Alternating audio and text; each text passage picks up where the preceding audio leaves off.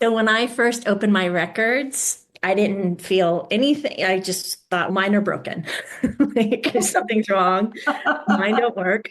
And then this no joke boosh voice outside of me said, consider the records have always been open. And I thought, oh, so this is going to make me cry. I've always been doing this. You ever wished you could access deeper guidance, clarity, and understanding about your life's purpose? What if there was a way to tap into an infinite source of wisdom, one that holds the answers to your past, present, and future? Today, we're diving into the mystical and transformational world of the Akashic Records with the extraordinary Krista Rauschenberg. As an advanced Akashic reader and Akashic breathwork practitioner and sound therapy practitioner, Krista's work is about more than just insight. It's about release, reform, and realignment.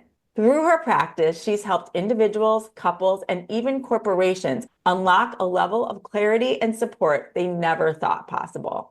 Krista also recently launched the first season of her podcast, Beginner's Guide to the Third Eye, which delves into the profound realms of spiritual experiences and the dedicated practitioners and modalities that guide us on transformative paths. We'll be talking about that as well. So, what exactly are the Akashic Records? How can they help us navigate our personal and professional lives? And what happens when we combine this wisdom with breathwork and sound therapy? Krista is here to break it all down for us and share how accessing the records can be a game changer for our healing, growth, and transformation. Let's get going. Hi, Hi. Krista.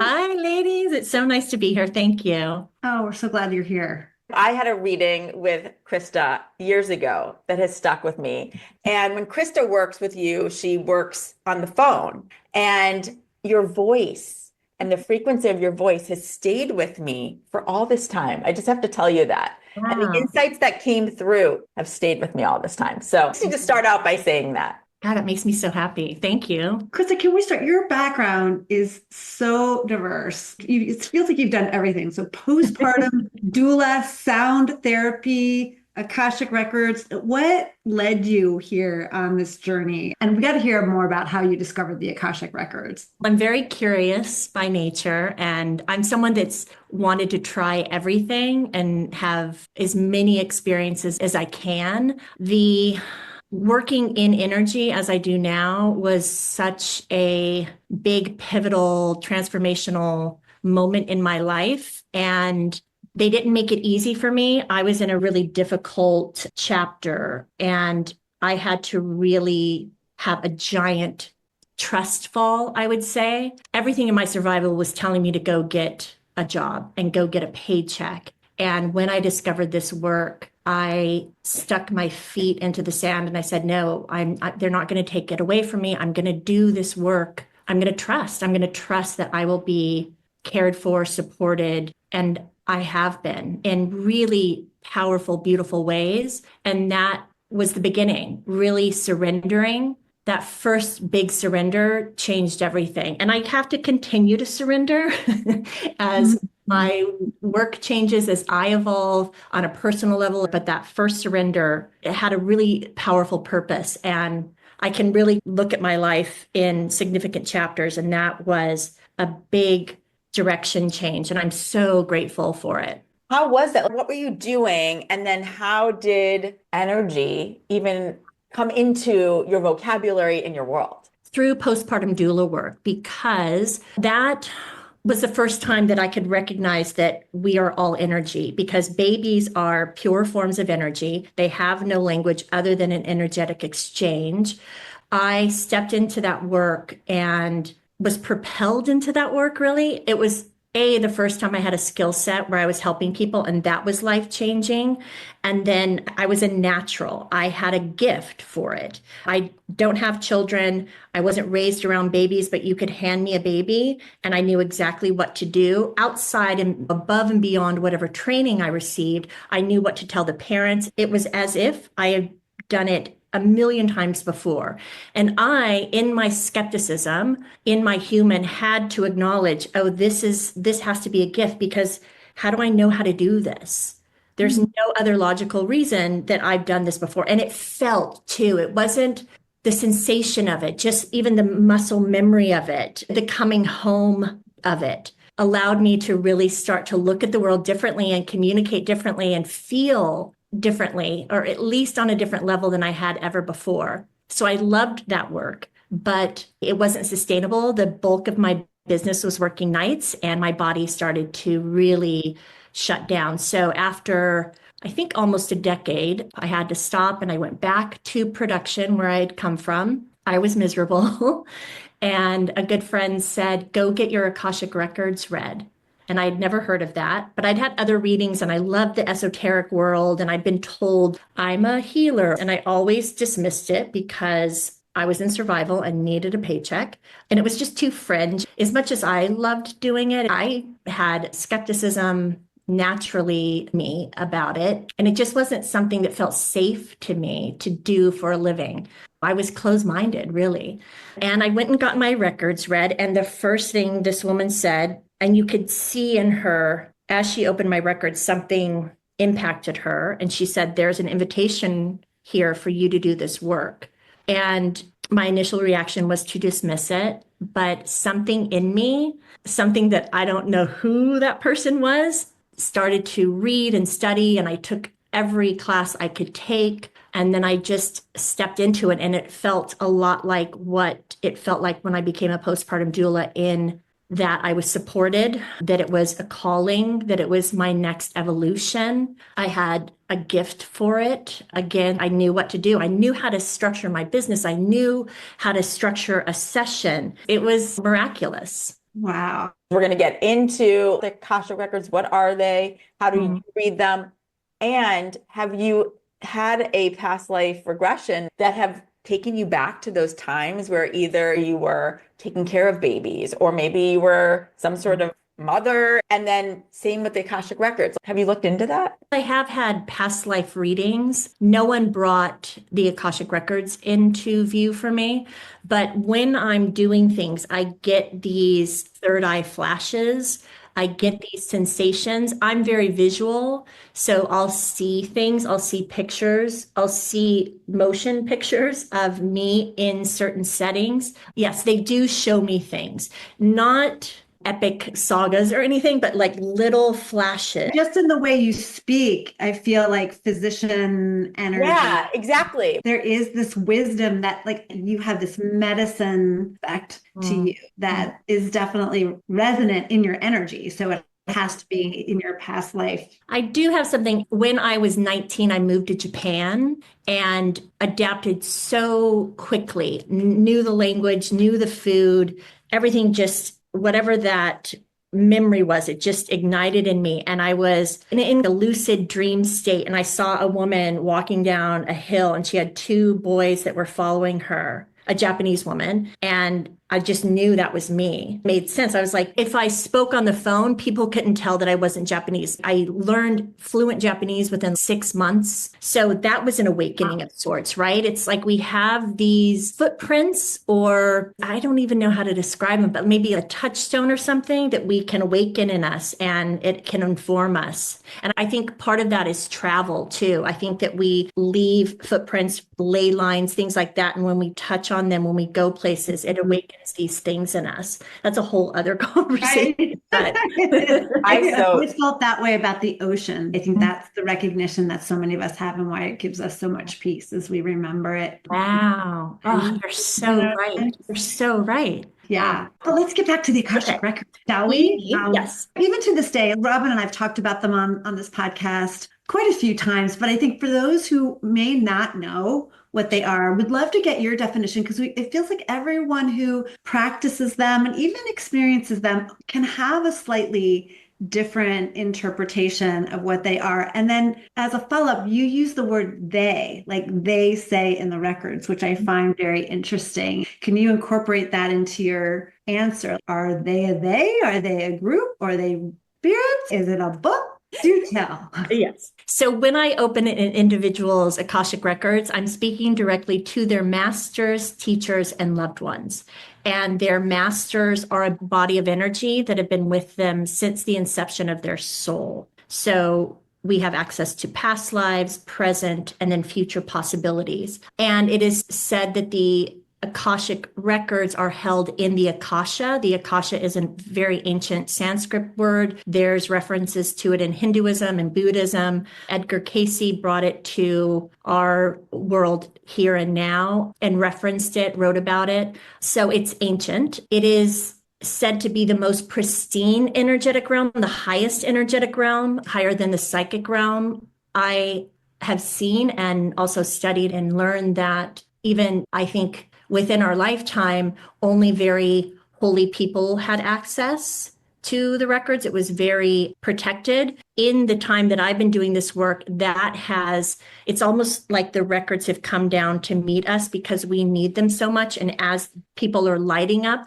that realm is available to them. I've also been shown that I don't know how long it will take, but the records will become integrated within us. So we will no longer have to go to this energetic realm. It will live within us. And I've seen elements of that happening. When I first started, I didn't teach people how to open their records. Very rarely someone would come and want to learn, and I'd have to go into and ask for permission. That has really changed. Anyone that asks now, it's an automatic permission. So just in the decade I've been doing this, that shift has been significant in energy coming to meet us, to support us, to educate us, to unite us. Wow. So just to go a little further on that then. So when you go into someone's records, then you're actually accessing a realm where their soul information is kept, for using a very broad word, but that it's also connected to their angels and guides. Is this record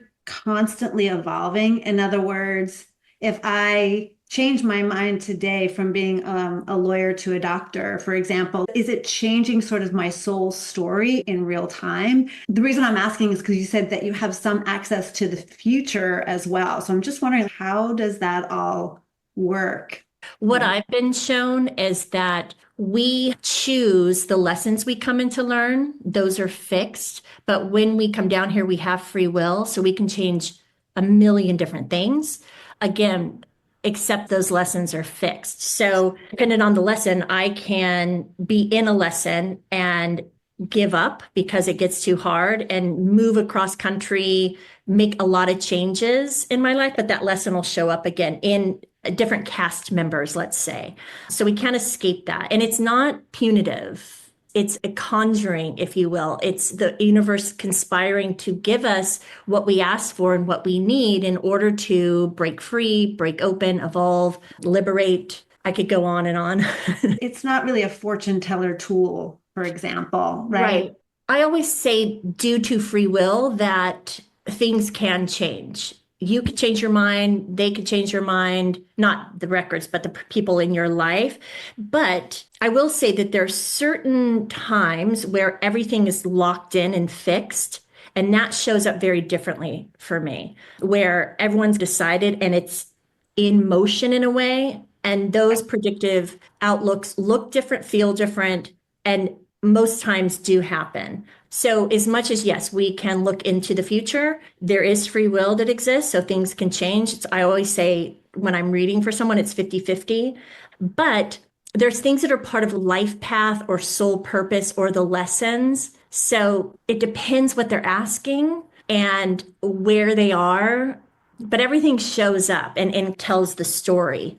Yes, we can predict outcomes with some certainty when it shows up in a way that feels certain or locked in is a good way to describe it. Well, and I would say too, even when you talk about those lessons, let's say, that are locked in, there's a frequency to that.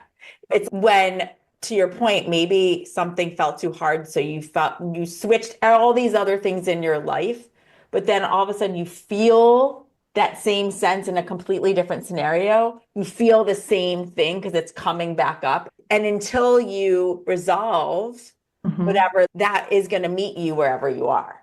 And I will say too that you can see when it's their fourth or fifth attempt, and there's nothing wrong with taking that many shots at something. I think it's really important. I think we rarely get things the first time. So I can, again, intuit that, okay, this is the time. Like, you're ready to really dig in and break through. this. That really shows up strongly. And I've often had readings where someone wants to leave a spouse or a relationship, and it'll come through that you can leave, but there's so much here for you. There's so much here for you to learn. And then that lights up the person, and then like they have a reaction of, you're right, I can stay, I can do this. And it can transform people and relationships, and they can come out the other side of it. So it's unique to the individuals. And there's so much to say about the records. In addition to talking what they are, it's when you are going into an Akashic Records reading, how you ask your questions, I feel like, is something that's important. Absolutely. How do you advise that?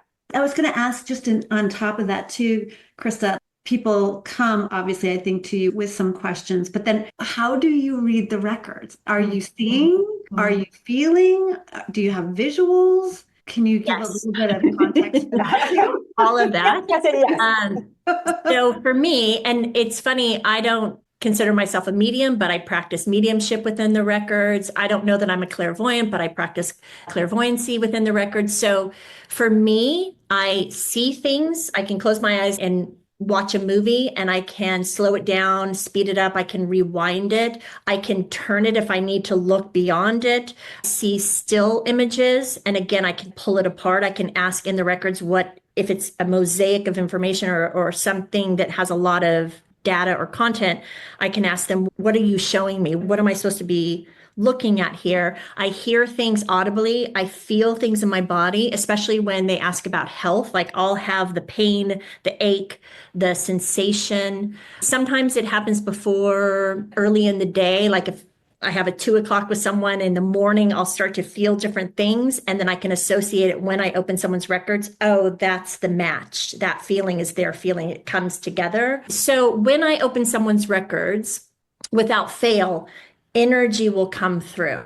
I wait for it to show up, and then I step into it, and it's a visceral, it's certainly sensory, but it's like an altered state. And some people's energy is really powerful and strong, and I get whooshed back. I have to go in and seek it out. And I've noticed that is due to the relationship they have with themselves or this part of themselves. So if it's a tentative relationship, then my job is to go and find it for them and bring them to it. If they've already been doing really deep esoteric work, then but as I open the records, all this information floods in.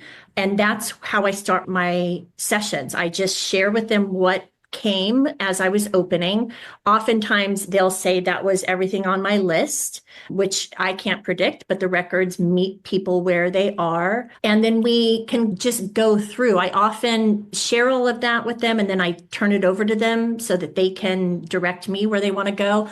I've learned to ask my questions in a very open, spacious way, so that I'm not limiting anything ever. So I will say, what would you like to share with Robin about, and then fill in the blank. So that just gives us everything. I love that. Yeah. That's how I ask every question. And it is important how you ask. It really is. And there's a reverence in that, right? It's show me what we need to see. Wow. I know we've had experiences like that, but I'm seeing this movie play as you're describing what this experience is like and how powerful it must be, and how for you holding that space must take a lot of your own strength and energy as well to be able to do something like that. It feels very Witches of Eastwick in a way. I have a really interesting relationship to it because it's not me. Yeah. So not me. So when people say thank you for it, it's like they're talking to someone behind me. It doesn't feel like I'm doing anything other than just communicating. And I often don't remember once I close the record. So it's such a strange thing that I can't take credit for, that I often wonder how I'm able to do this. And I try not to intellectualize it at all. People will ask, how does it work? And I say, you know what? I don't know. And I don't want to know. I just know what I need to do in order to facilitate it, in order to turn it on. But how it works and why it works and all of that, I don't really engage in that because I don't know. And I don't know that I'll ever know. And I don't want my human involved in that way. Did it surprise you when you started practicing how it felt and how much information you could really gather as you open the records? So when I first opened my records, I didn't feel anything. I just thought mine are broken. Like something's wrong. Mine don't work. And then this no joke boosh voice outside of me said, consider the records have always been open. And I thought, oh, so this is going to make me cry. I've always been doing this. Like, this has been like my connection. Oh, it all makes sense now. As much as it's part of the formality and the reference and the practice to open records, I believe I've had access in varying times in my life when I really needed it at really difficult times. So it all came together and continues to come together. I'm still learning and growing and changing and figuring it out because I think it's changing too. Yeah. I really do. I think there's so much powerful alien technology and energy coming into this planet in order to support us, teach us all the things for us. So it's not stagnant at all. And my readings are always changing. And the more work I do on myself, the more I'm able to adapt. And my readings are wild. From when I started to now, I'm doing the same thing. It's what the energy is in the cosmos that we have access to, we are privy to, that's changing so much. And are you still doing them via phone versus Zoom? I work on Zoom audio. I don't want to look at anyone. I don't want to engage my human. I don't want to know anything about you beforehand. I work off name energy, so I just ask for their name. I don't want a birth date. I don't need any of that. And I don't want to look at anyone as much as I do love people.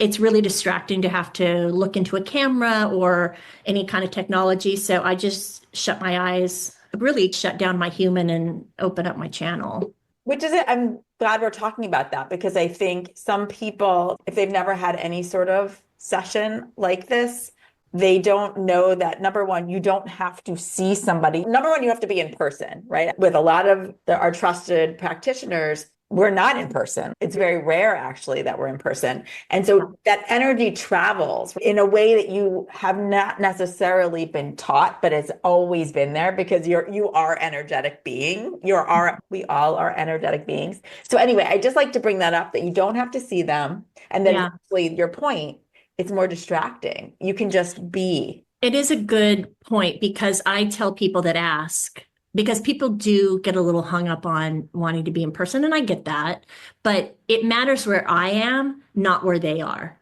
I need to set up my space, and my space is really sacred.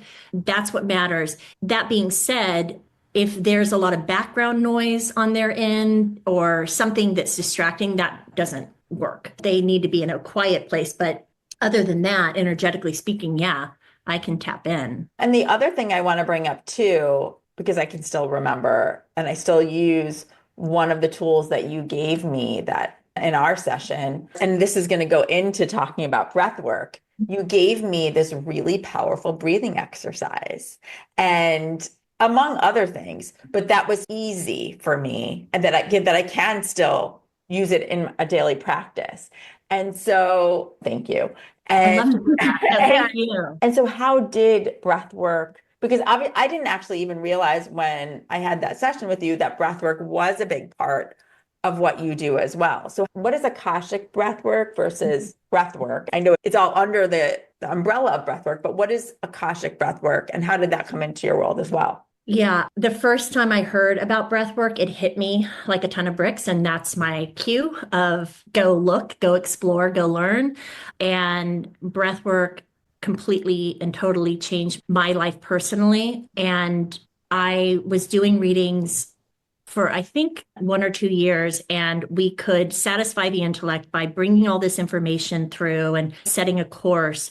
But from the very beginning, I set up my readings with, I wanted takeaways. So we can open up all this information, but then what do? It just felt incomplete to leave them or say goodbye and not continue to hold the light on a path. Like I want to walk with you as much as is necessary or as much as you want I'm here to go with you. And the breath work was such a powerful, beautiful compliment because we satisfy the intellect, but then you're holding what I call energetic trauma in the energetic body. And I learned very quickly that energy doesn't respond to thought. We can't think it away. It responds to breath, it responds to touch, and it responds to play. So I wanted the full service, right? I wanted to give them something that they could understand intellectually and then really feel a sense of release and liberation in the physical so that they could move further on their path. So Akashic breathwork simply means that I open their Akashic records when I step into the healing of a breathwork session. So I am guided by their Akashic records in what I do, what I say, where I take them, where we go. A lot of it is hands-on. So where I place hands, all of it. I am just a physical channel to their healing. And it is a very healing session. It's not an intellectual thing. It's a full energetic body experience. So in addition to providing the information, you can also visualize where this trauma might live and actually work through that. And as you do that, Krista, are you talking through that? Are you telling the person that you're with that you're actually doing that work, or is that just all part of the experience? It depends. There's some people I rarely talk, others I talk a lot. Again, it depends on what they're telling me to do. And it really is how the body is able to release and what it's able to release. So facilitating, it could just be a hand on a certain part of their body to almost warm it up and open it up so the body can release the energy, the trauma, the wound. And that's where I actually use and had studied sound therapy, was to help energy move off, to attach it in a way and pull it when it's ready to release. I'm not ripping, I'm just facilitating and drawing out. So it's interesting. I can see it, but I don't know how visual it is outside of what I'm able to see. So it's not a reading, meaning we're not asking questions. It's really the body revealing itself in an energetic fashion and letting everything flow. It's a somatic therapy, and not unlike acupuncture or tapping or all of the different somatic therapies. It's another form of that. It's so interesting because some might be thinking, oh, the Akashic Records reading is really about me and my soul journey and where I'm going. But what you're saying is it's so much more than that, because you are really reading into the energetic essence of the person that you're reading. So they're getting information, but they're also getting healing at the same time. Absolutely. Such a good point, because when they are within a reading, when they're in the energy of their records, that is so highly vibrationally high frequency that everyone leaves uplifted. Everyone leaves having had a shift, an upliftment, really, because it raises their vibration. It floods them with the energy of love, which is a hugely high vibration. It also brings in truth. And I think we all know that feeling of when you hear the truth, how that kind of sets you free. So it does a lot of things depending on who the person is, right? Like depending where they are, even if we move the dial a tiny bit, they still have a sense of freedom, upliftment, their purpose can be restored. They have hope again, maybe if that's what they need. It depends what they really need, what medicine they need in order to take another step. And you mentioned sound therapy. So how do you incorporate that? How did that come into your life around the same time as the records? No, I studied that in order to complement the breath work. So I don't do that solely, like I don't hold sound baths or anything like that. It's more within a session. I needed a more effective tool to help broaden this or to help open everything up. And then there's really beautiful ways that sound and that frequency allow the energy. It's almost like a magnet where a client's energy hears that frequency or tone and goes to it, is drawn to it, and then I can move it off. Yeah, it's really an energetic thing. And I do other things too. Essential oils are really powerful.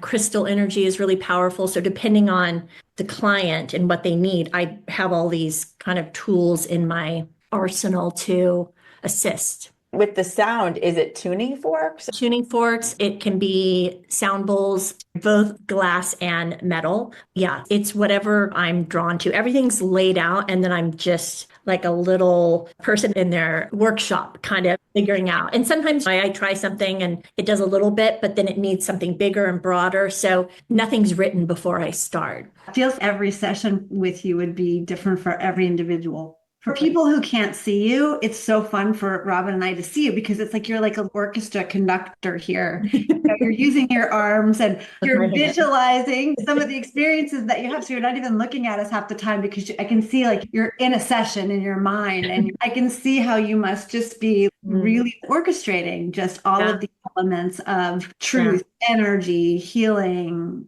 all of it together. Sometimes people need almost like quiet. They need being held. They need less movement, action. They need to go within, and that's such a sacred space. Some people need to be drawn out.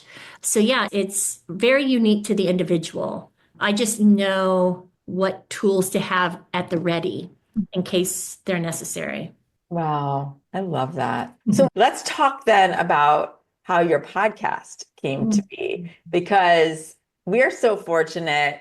One of the guests on your podcast, who's a practitioner, has been on Seeking Center as well, Ellen Rogan, and she told us about this podcast, which we are such fans of, number one, and the format, because we so believe in that format. That's really important to us too, when we're taking seekers through something and you want them to better understand how do things work. So tell us how this came to be, the beginner's guide to the third eye. So it's a way to normalize this work, and it's a way for the listener to live vicariously through the willing participant. So each episode, we pair a practitioner, a healing modality, or an experience with a willing participant. They go off and have that session or experience. We record it and then bring it on and put in excerpts from their actual experience with that practitioner, for instance. So you get to hear what happens. And then we all come back on and talk about it. So my thought was, so many people that come to me are nervous to step into this realm.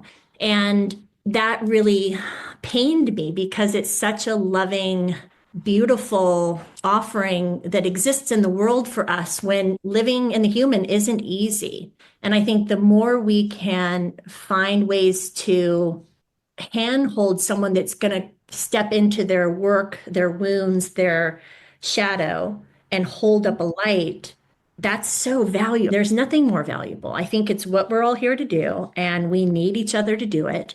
So taking someone, a practitioner, for instance, and giving their origin story, someone that was a medical doctor and became awakened and had their own path to enlightenment and are now doing energy work, perhaps left medicine to do energy work, humanizing them in that way, making all of this work and the people that do it so much more relatable, bringing it into the mainstream through education, through a very safe space of listening to someone's story. They're getting to share in their path, and then having someone that perhaps had very limited experience with a session of that nature and looking at what happened to them and how easy or difficult or whatever it gave them can help someone else feel less afraid to step into it themselves. And I love this idea too of shining a light on the practitioner's journey and the authenticity that comes with so many of them. Like so many that we've talked to had no intention of going down this healing path. They might have even shut down those gifts at some point in their life. And more often than not, something broke them open. Something happened to them along the way that opened them back up again and now provided that path for them to make this it's really an offering. We find like it's an offering they want to give back. There's such genuineness and love really at the basis of all of it that they come to with it. And I think that's the beauty of what everybody on Seeking Center talks about, is that's where it really starts. And I love the fact that even you said, Krista, like it's not you, it's just you're the orchestrator of that experience, but the authenticity comes from your own journey and the own love that you want to give to that person. Really, that's the essence of it, which is so beautiful. And I just see every day the intelligent design of the people that come to me. There hasn't been a person that's come to me that I haven't been able to relate to them and their story and their struggle because I've had it myself. So I can hold space for it. I can Yeah. not be triggered by it and just say, oh, yeah, I know. Come here. Come sit here. And through the podcast, what would you say so far has been one of the highlights? And there's so many. I love doing it so much. I love bringing people together. I love the transformations that I've seen. I love digging into their stories on both sides. I love even the technical parts of it. I love fashioning it. It's such an art form to really put together an episode and, like you said, orchestrate it, bring it up here high, and then bring it into the richness and the deepness and the intimacy here. I love all of it. I am so happy that I found the courage to do this. We are too. And the practitioners that you bring in, are those people that you are utilizing yourself in your own life? In a lot of cases, yes, they're all vetted by me. I've had at minimum 1 or 2 sessions with all of them. Some of them, especially in the first season, they are my people that I've worked with for years. They're my go-to and friends sometimes. So yeah, it's my circle and then I continue to broaden it. So that's another thing I love is I'm trying all these new modalities myself and cultivating, curating the experience for listeners. We can relate to that. Yeah, there's such a big crossover between what we do. Yeah. Okay, so talking about the records, in this time right now of so much uncertainty, which Karen and I have talked about this recently, we know there's always uncertainty. However, at the moment, it just feels more palpable than it has really in most of our lifetimes. Mhm. How could one use the Akashic Records to help them navigate in this time, as well as just overall with personal challenges? It depends on the person. It really depends on what someone needs. But if I had to distill it down, I think that when we do this work, when we venture into healing ourselves and into our own wounds, I know that when we get triggered, we become a mystery to ourselves. And I think that in doing this work, and I'm speaking from personal experience, sometimes when I'm in the wounds, I lose perspective. And I can lose perspective of, am I this wound or am I working on the wound? And I think any of this energetic work, like I mentioned before, a practitioner can come in and just hold the light so that you have a different perspective. Turning on the lights in any situation gives you a sense of stability, of realignment, hope, purpose. I think that's what this work does. And like I said before, there's a hand-holding element of you're safe. It's okay. Let me shepherd you. Let me guide you until they no longer need a guide, until they can do it themselves and walk themselves and then get to perhaps their next. And then they need either that same guide or a new guide.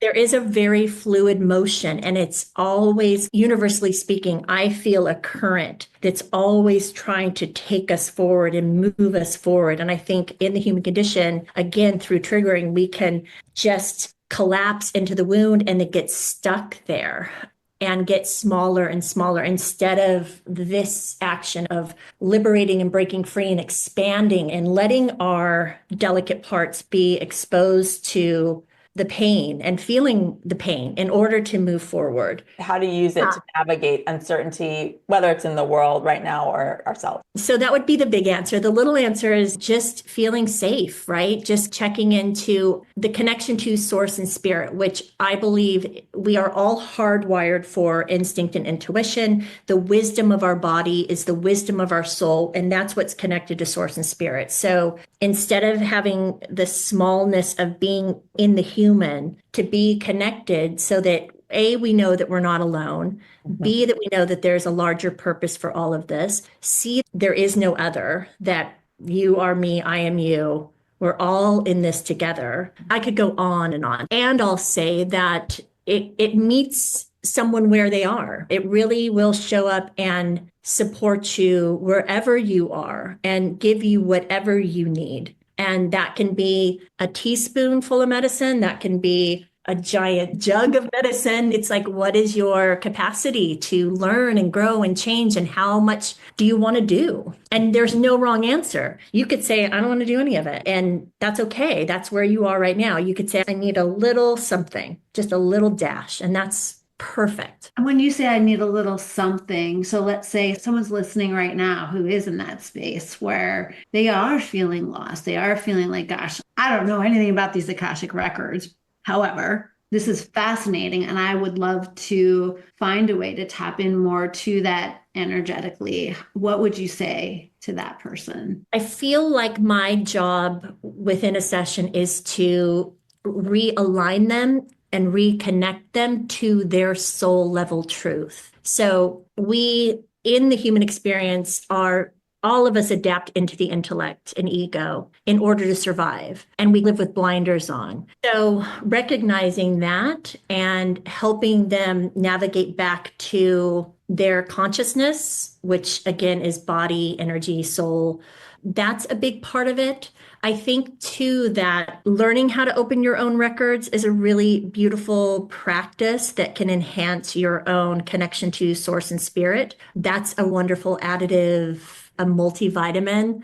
It's hard to say because it's so different for each individual, like what it can do. But if you're feeling lost, that's a great place to be because it's no longer, the way you're living your life is no longer good enough and you're wanting more. And this is one of the ways that you can have something more. And what I love that you're saying too, you're reminding us that there is this energetic space. It's hard to even give it words, but that we're all connected to, that's always there for us. Like you're saying, living in this ego blinders world, we just are so far from that sometimes. And really just allowing ourselves to take that breath that you talk about and do whatever we can to try to reconnect in some way to that, even if it's going for a walk outside and just being in nature, but just remembering that we are a soul, like we really are.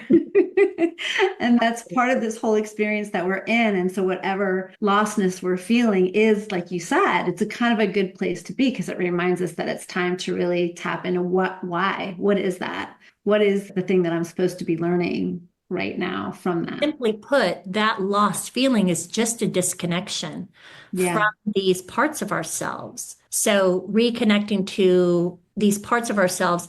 And I tell people all the time, it's just a relationship like any other, meaning the more time and energy you devote to it, the more it's going to grow and the more connection you're going to feel and the bigger support you're going to feel, the more you can rely on it. It's a relationship like any other. It's this reminder that you are important and you're enough because there is a team there waiting. There is a record for you. You're not just here willy-nilly. You're here with lessons to learn on purpose, with purpose, and that there are these ways for you to access what those are. So that lost feeling, as you said, it is that trigger. And if something like what we're talking about resonates for you, makes you curious, then listen to it. Take action on it. It's easy. And it's so uplifting when you actually allow for it. To your point, that feeling of disconnect lives in the intellect and the ego. And the intellect's job, the ego's job is to keep us safe by using fear. So it's very critical. It delivers fear like nothing else.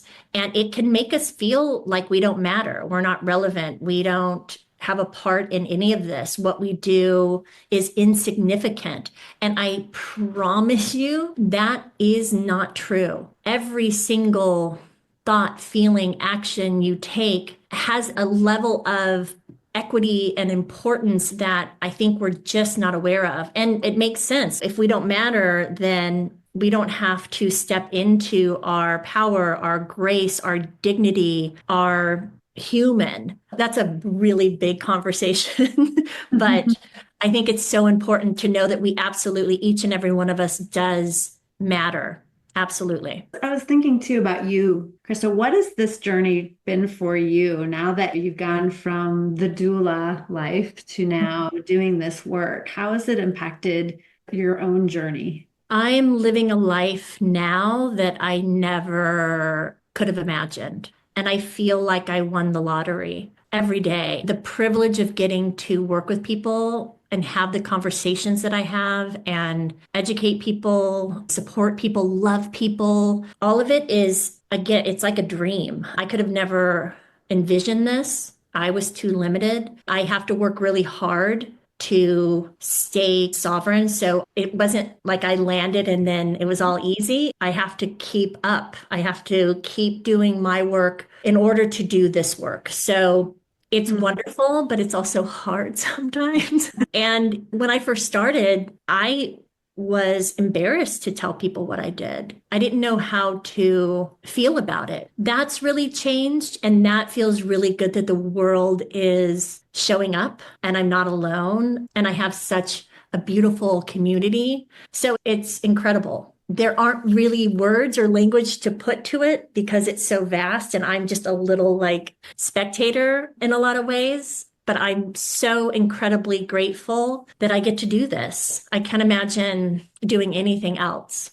Just hearing that kind of fulfillment, there's a resonance to that. Like you can feel it. When we started, you said you were buzzy. I can feel you're buzzy. It's a good buzzy. I felt this the last time we all got together. Like there's something about our energy that I'm like, I agree. I think there's a recognition there, but I also think it's like we amplify each other's energy and wanting to get this information to people because we get excited about it. But seeing your practicing of it, I think is so inspirational for everyone listening and watching because I think we're all seekers trying to find that feeling about our lives. And it's such the joy that you express and the feeling that you are on purpose in what you're doing, I think is what we're all looking for. So clearly the records are one way to find that or find answers that people may be looking for. So thank goodness we have people like you, Krista, who are willing to walk the walk, take this journey into a lot of the unknown and share this with people. thank you. That's so beautifully said. Thank you. That is the truth. And we always say, if you are listening or watching this particular episode, it's on purpose. There's a reason. Something in what we all said today is meant for you to hear and potentially for you to explore. So if that's the case, how can people work with you, Krista? So I have a website. It's Akashic Glow. So AKASHICGLOW.com. That's the best way to learn more about the work that I do. I have individual sessions, I have workshops, and I teach people how to read their own records and the records of others. So there's a lot of offerings there. And then the podcast is Beginner's Guide to the Third Eye.com. And that will showcase even more practitioners. So there's a little bit of a potpourri that you can choose from to see who's the best fit for you if you feel called to move in this direction. We cannot recommend enough for people to listen to the podcast, to work with you if they feel called. And we look forward to working more with you in the future and collaborating and being a part of all of this together. So thank you so much, Krista. Thank you both so much. I feel such a sisterhood here, and that is such a gift in this world. And thank you for what you're doing. It's so pure and intentional and real. It's solid what you're doing. And I love seeing how lit up you guys are due to what you're doing. So thank you. I'm so honored to know you both. Thank you.